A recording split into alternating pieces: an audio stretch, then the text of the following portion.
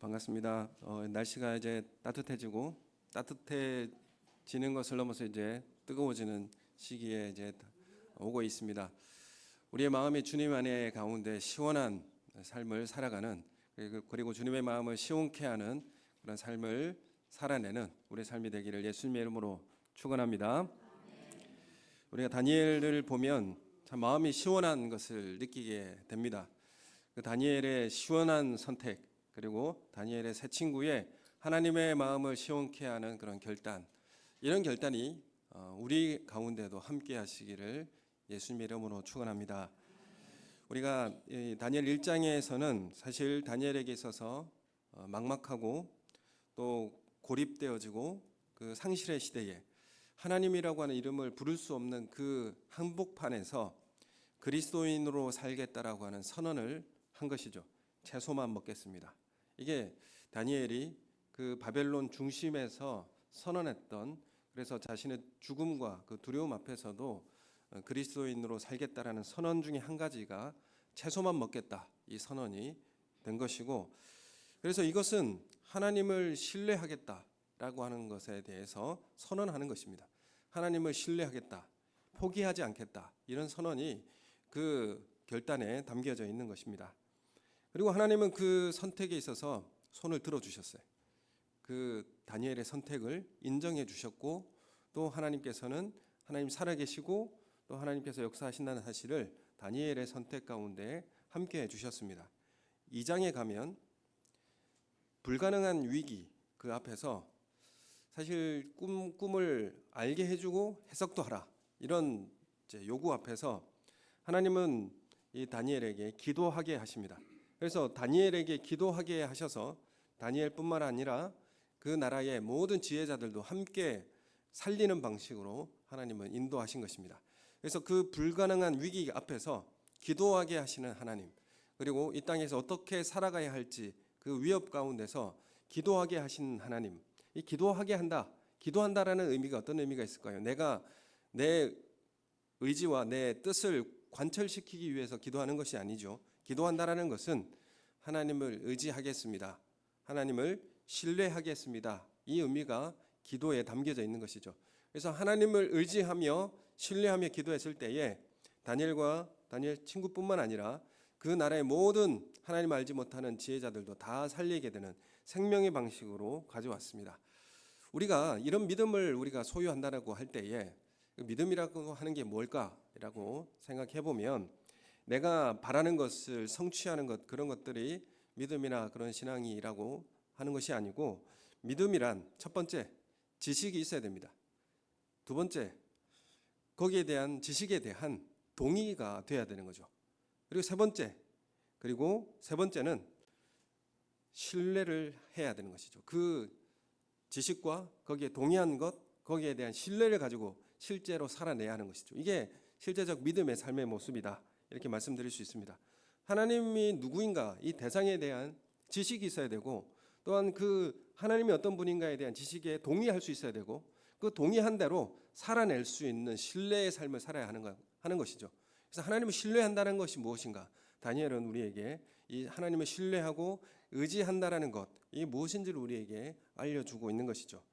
창조론이라고 하는 것, 이 지식을 우리는 알 수 있습니다. 지식을 알 수 있죠. 근데 그 창조에 동의하느냐, 이 동의에 대한 문제가 있죠. 그 동의하느냐, 그러면 그 동의한 대상의 의지에 그 하나님의 신뢰하며 우리는 창조주 하나님을 신뢰하며 살아갈 수 있느냐라는 문제가 믿음의 문제인 것이죠. 그래서 우리 믿음이라고 하는 것은 삶에 실제로 의지하고 신뢰하는 데까지 살아가는 것, 그것을 믿음이라 이렇게 말씀드릴 수가 있습니다. 오늘 다니엘 3장에는 느부갓네살 왕이 세운 금신상의 음악 소리가 들리면 그 신상에게 절하라라고 하는 시련을 이제 주었습니다. 금신상에 절하면 살려줄 것이고, 그렇지 않으면 죽이겠다, 이 위협을 하게 된 것입니다. 이 사실 다니엘에게는, 그리고 새 친구들에게는 시련이죠. 다니엘의 새 친구들에게는 시련입니다. 우리에게 시련이 왜 주어지는가?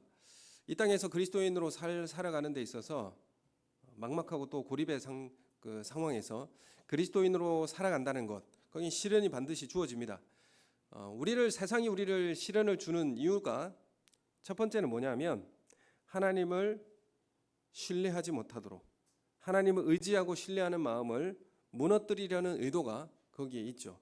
하나님을 의지하고 살아가려고 하는, 믿음으로 살아가려고 하는 그 삶을 꺾으려고 하는 의도가 있습니다.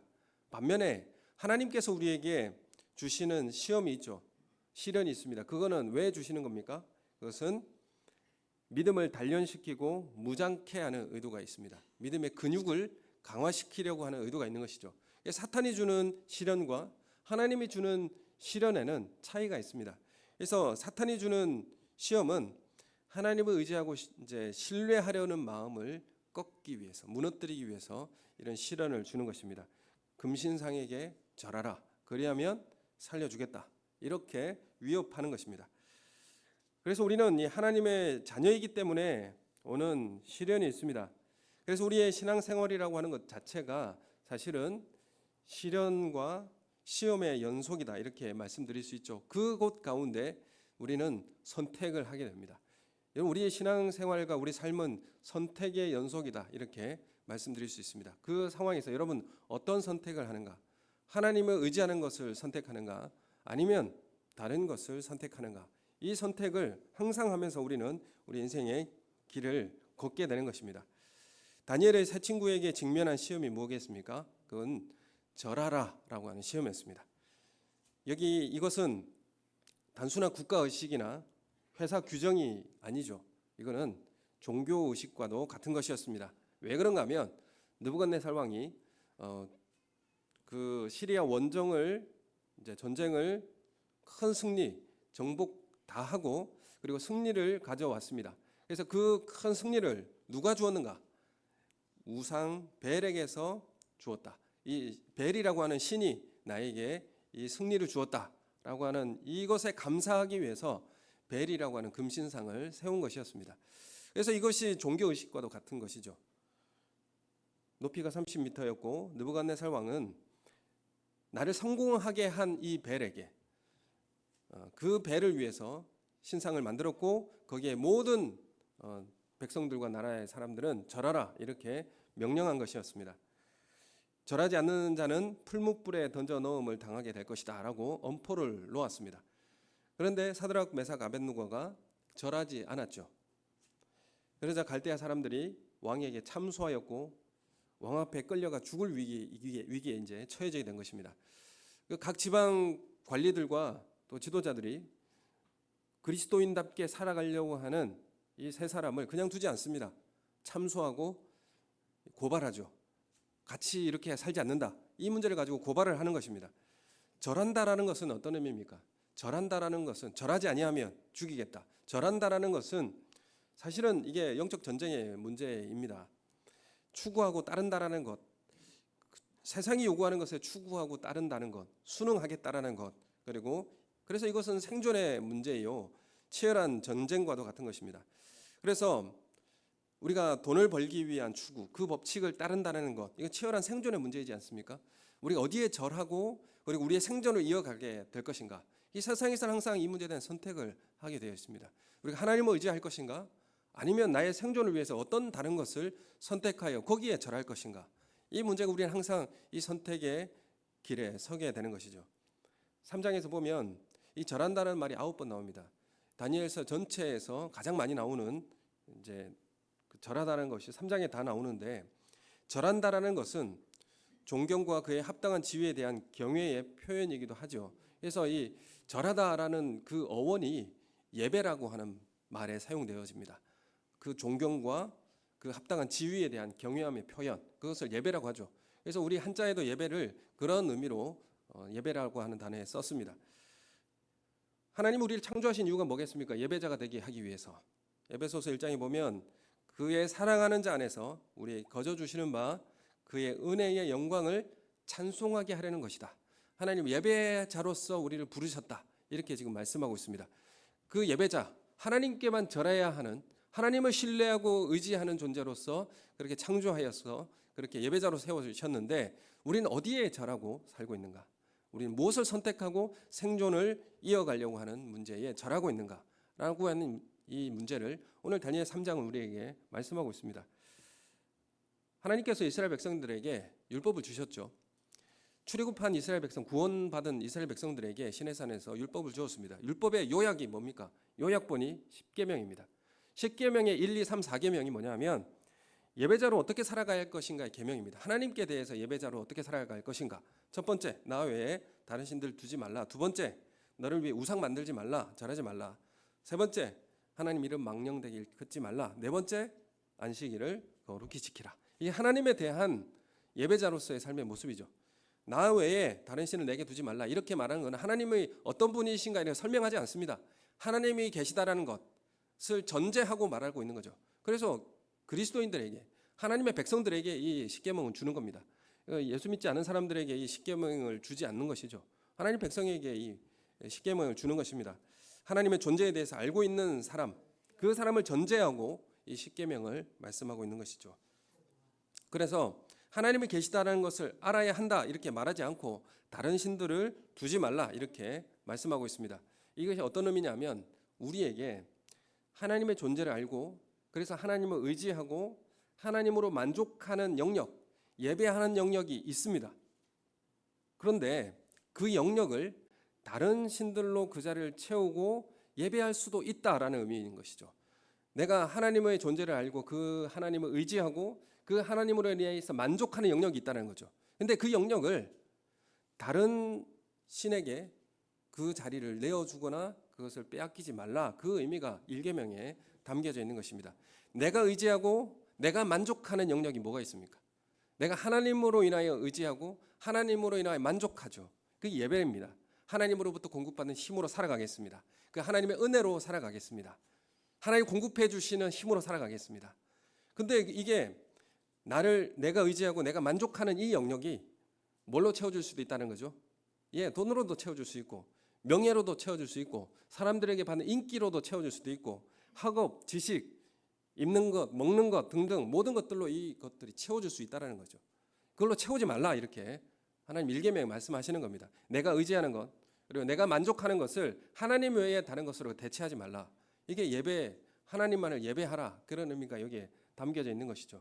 그래서 첫 번째 계명에서 예배의 대상을 정확하게 알고 잘못된 예배의 대상을 섬긴다라는 것을 금지하는 명령이 1계명에 담겨 있는 내용입니다.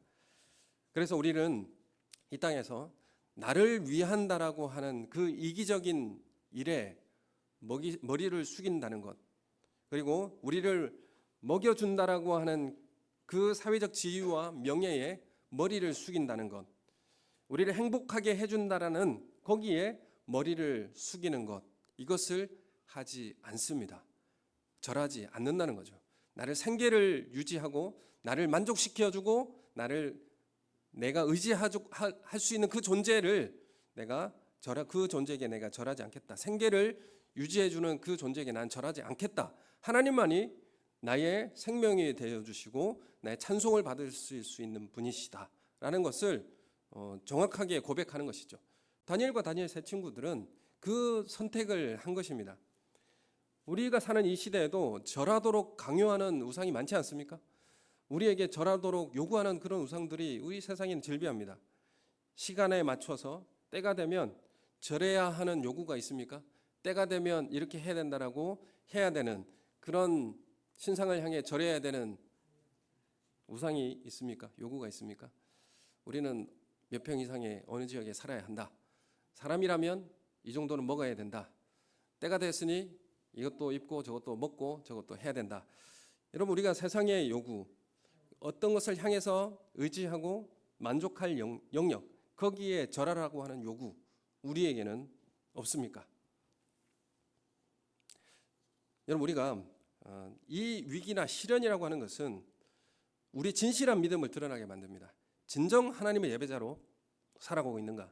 정말 우리의 믿음이 진실한 믿음인가? 이 문제를 명확하게 드러내게 만든다는 것입니다. 15절에 보면 느부갓네살 왕이 이렇게 말하죠. 15절 말씀 우리 함께 같이 읽겠습니다. 시작. 이제라도 너희가 준비하였다가 나팔과 피리와 수금과 사면금과 양금과 생황과 및 모든 악기 소리를 들을 때에 내가 만든 신상 앞에 엎드려 절하면 좋거니와 너희가 만일 절하지 아니하면 즉시 맹렬히 타는 풀무불 가운데에 던져 넣을 것이니 능히 너희를 내 손에서 건져낼 신이 누구이겠느냐 하니. 아멘. 지금 느부갓네살 왕이 협박도 하고 회유도 합니다. 한 번만 해라. 회유도 하고요. 그러나 또 협박을 또 합니다. 안 하면 죽이겠다, 던지겠다 이렇게 말하는 것이죠. 우리가 이런 협박과 회유 이런 것들이 동시에 우리에게 찾아오지 않습니까? 시급한 것을 먼저 해라. 신앙생활하는 것은 좀 뒤에 해도 되지 않느냐라고 하는 회유를 하죠. 지금만 좀 뒤로 물으면 되지 않겠느냐. 이런 회유를 신앙생활 가운데 강요를 받게 되죠. 지금 급한 것은 돈을 버는 거니까 신앙생활하는 건 잠시 좀 유보해도 되지 않겠느냐. 공부는 때가 있으니까 좀 적당하게 참석하는 것이 어떻겠느냐. 여러분 여러 가지 협박과 회유 이런 것들이 우리 가운데 옵니다. 영어 점수 이래가지고 미래를 어떻게 살아갈 것인가 이런 협박을 하죠. 그리고 내가 이렇게 살아서 노년에 은퇴해가지고 어떤 연금으로 내가 살아갈 수 있는가. 다 연금에 대한 문제들이 우리를 사실 압박하고 힘들게 하지 않습니까? 연금 문제 참 어렵습니다. 정말 힘든 문제이고요. 요즘 이 시대에 연금 주는 회사가 최고 아닙니까? 연금을 주어서 나의 생계를 유지하게 해주는 직장, 그것을 위해서 절하고 충성하고 거기에 모든 삶을 부어 바쳐 헌신하지 않습니까? 여러분 우리를 유지하게 하고 우리를 만족하게 하고 또 우리 의지하게 만드는 것이 무엇인가? 여러분 우리가 한번 깊이 생각해 봐야 할 것이지 않겠습니까? 다양한 방법으로 회유도 하고 협박도 합니다. 이래가지고 네가 살아갈 수 있겠는가 이 땅에서. 여러분 어떻습니까? 저도 마찬가지죠. 저도 은퇴하고 나서 어떻게 살아갈 것인가, 또한 이 땅을 주님이 서는 그날까지 자녀를 어떻게 양육할 것인가, 이런 여러 가지 문제들이 있죠. 그래서 우리는 누구를 신뢰하고 또 우리는 무엇으로 만족하고 살아갈 것인가, 예배 대상이 누구인가 명확하게 정하고 이 땅에 선택을 하게 하는 것입니다. 새 친구는 어떻게 하죠? 절하지 않기로 결정합니다. 그러나 그 결단을 지켜가기에는 다양한 통로로 시험이 주어집니다. 6절에 보면 절하지 않으면 태워 죽일 거다 위협을 하고요. 8절에 보면 이 사람들을 그냥 살게 만들지 않습니다. 너만 그렇게 잘 살 수 있냐? 이렇게 사람들이 온갖 비방을 하죠. 비웃음을 줍니다. 아니 그리스도인이면 뭐 그렇게 살아야 돼? 뭐 이런 식으로 비방도 하고요. 비웃음을 짓고 참소합니다.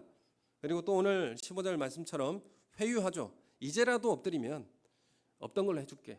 이제라도 엎드리면 이전에 했던 거는 그냥 없던 걸로 해줄게. 여러 가지 방식으로 우리에게 시험이 주어지게 되는 것이죠. 여러분 이 새 친구들은 이 시험에 대해서 어떤 방식을 선택합니까?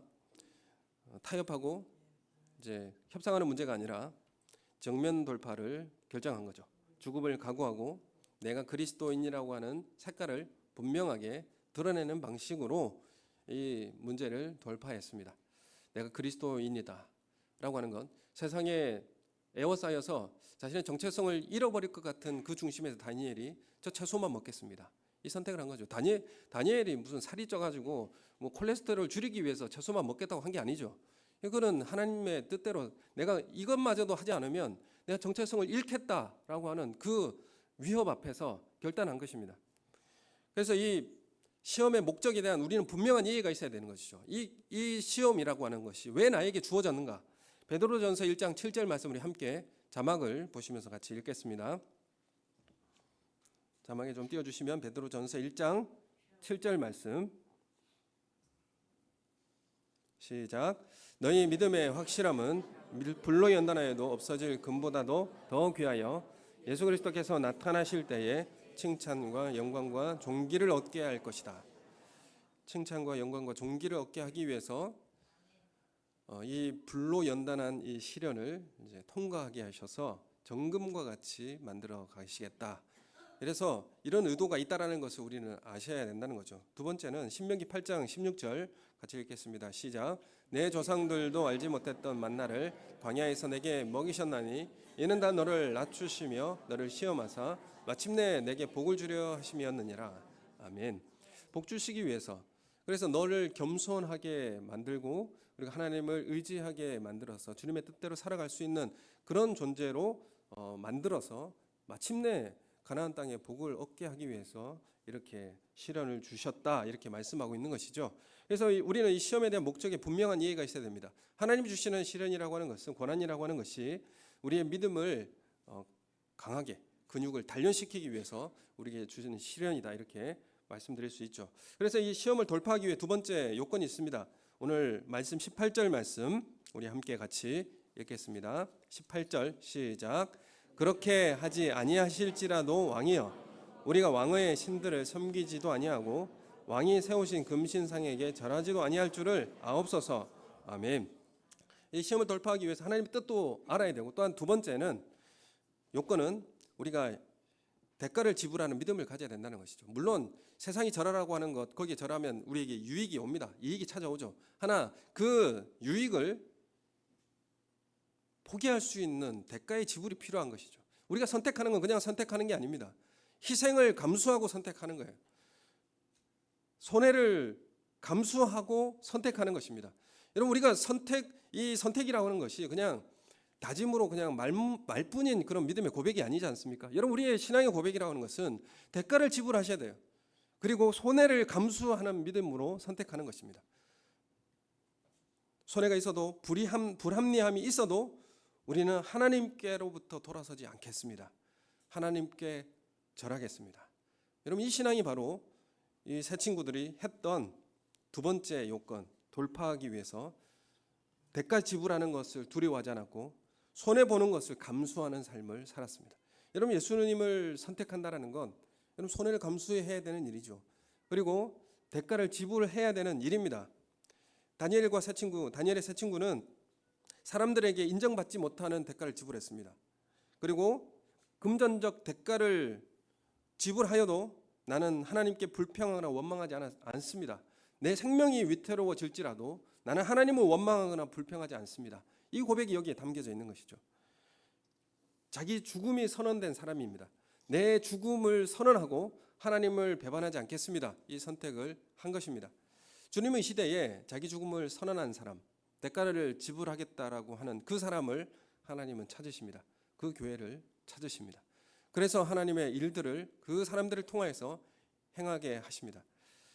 하나님을 신뢰하고 사랑함으로 그에 대한 대가를 지불하겠다라는 것, 이 방식으로 새 친구들은 선택한 것이죠. 여러분, 교회를 섬기겠다라고 하는 것, 몸된 교회를 섬기겠다라고 하는 것, 대가를 지불하고 손해를 감수하고 불합리한 것을 이겨내고 순종하겠다, 이 선언이지 않습니까? 근데 너무 우리는 불합리함에 힘들고 손해당하는 것에 대해서 억울하고 답답한 심령을 가지게 된다면, 여러분, 우리는 어떤 것에 내 이익과 유익을 위해서 나는 선택하지 않는가, 우리는 다시 한번 더 생각해 볼 필요가 있는 것이죠. 교회 사랑은 그 책임을 감수하는 자기 죽음의 각오입니다. 세상에서 돈을 좀 더 벌지 못하는 손해가 있을 수 있죠. 승진의 기회가, 또 대학이나 직장에 들어가지 못한 그런 손해가 있을 수 있습니다. 과시하고 자랑하는 것이 없어질 수도 있습니다. 친구들 사이에 인정받지 못하는 것이 있을 수 있습니다. 여러분, 우리는 주님과 함께 어떤 대가를 우리는 지불하고 있습니까? 우리의 믿음과 신뢰와 그런 믿음에 우리는 어떤 대가를 지불하고 있는가? 오늘 이 시련을, 고통을 지나가는 그 가운데서 주님은 우리와 함께 하신다는 것을 말씀하고 있습니다. 25절, 우리 본문 3장 25절 말씀을 같이 함께 읽겠습니다. 시작. 왕이 또 말하여 이르되 내가 보니 결박되지 아니한 네 사람이 불 가운데로 다니는데 상하지도 아니하였고 그 넷째의 모양은 신들의 아들과 같도다 하고, 지금 풀무불에 던져졌습니다. 우리 절하지 못하겠습니다 하고 풀무불에 던져졌는데, 세 친구가 던져졌는데 거기 4명이 있는 거예요. 그 4명 중에 한 사람은 왕이 보니까 넷째 모양은 신들의 아들과도 같다. 신들의 아들과도 같다.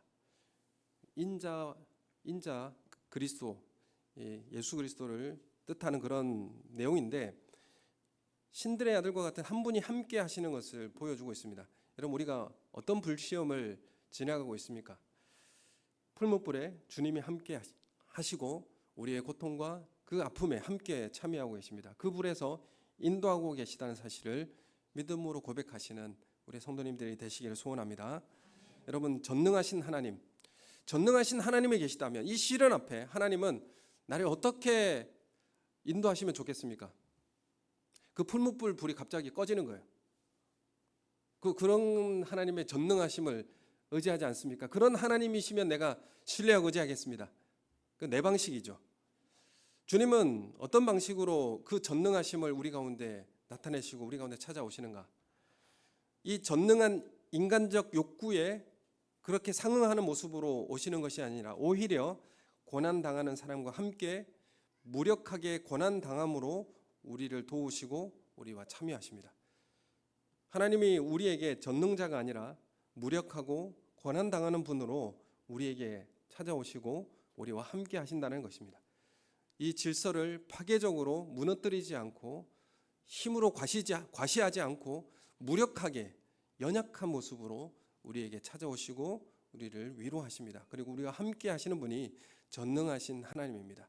우리는 전능하신 하나님을 고백할 때에 그 전능을 내 욕구와 내가 바라는 것에 상응한 그 전능함을 대입시키는데, 하나님의 전능함이라고 하는 것은 그렇게 나타나지 않습니다. 하나님의 전능함이라고 하는 것은 자신의 전능함을 제한시키고 무력한 모습으로, 가장 낮은 모습으로 우리에게 찾아오는 그 전능함을 우리에게 보여주십니다. 그 전능함이 생명을 살리는 것이죠. 빌립보서 2장 6절 이하에 보면 너희는 이 마음을 품으라. 예수의 마음이니 하나님의 본체이지만 하나님과 동등됨을 취하지 않고 오히려 자기를 비워 종의 형체를 가져 사람같이 되셨고 낮추시고 죽기까지 복종하셨다. 이게 전능하신 하나님의 표현입니다. 전능하신 하나님은 이렇게 우리 가운데 찾아오십니다. 하나님의 전능의 자기 제한, 무력하고 연약한 모습으로 찾아오십니다. 정말 하나님이 계신가? 정말 하나님께서 전능하신 하나님 나와 함께 하시는가에 대한 질문이 있을 정도로 주님 우리에게 이런 모습으로 찾아오십니다. 하나님의 전능하심은 자기를 비우고 제한하는 것입니다. 우리가 풀무불을 통과할 때 주님은 하나님의 그 전능을 증명하는 것이 아니라 육신으로 우리와 가까이 고통하는 사람들 가까이 함께 오셔서 그들의 눈물과 절규를 자신의 것으로 받아들이는 그 전능함으로 우리에게 찾아오십니다. 여러분, 초등학생 아들과 야구를 할 때에 아들과 더 즐겁게 놀기 위해서 아들이 자기 힘으로 공을 칠 수 있도록 아빠는 공을 던질 때 본래의 힘을 빼고 아들의 수준에서 약하게 공을 던지죠. 그러면 아들은 그 공을 받아서 치고 환호합니다. 아빠의 약함과 무능을 통해서 아들은 힘을 얻게 되죠. 함께 하기 위해 스스로 약해지고 무능해질 수 있는 아빠가 위대한 힘을 가진 아빠이지 않습니까?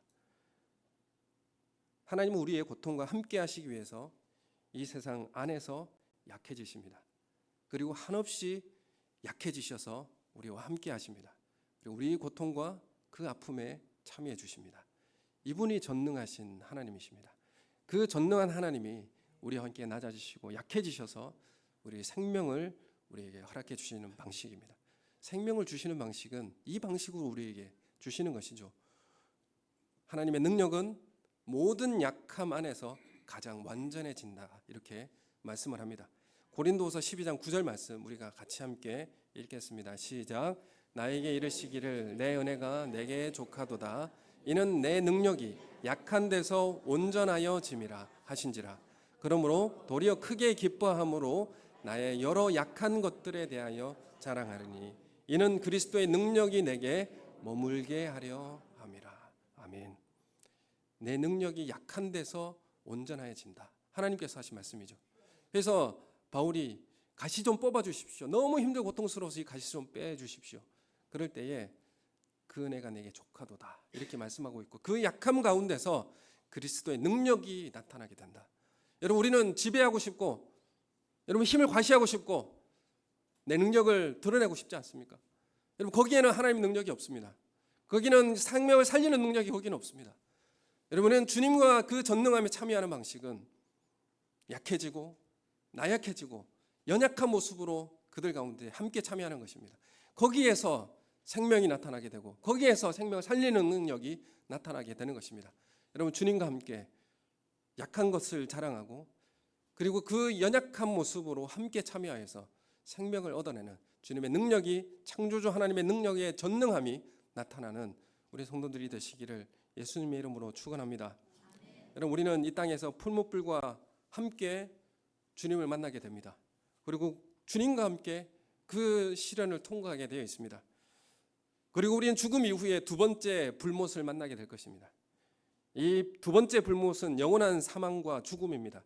그 죽음에 던져지는 것이 둘째 사망입니다. 계시록에 보면 사망과 음부도 불못에 던져지니 이것은 둘째 사망 곧 불못이라 누구든지 생명책에 기록되지 못한 자는 불못에 던져지더라, 이렇게 말씀하고 있습니다.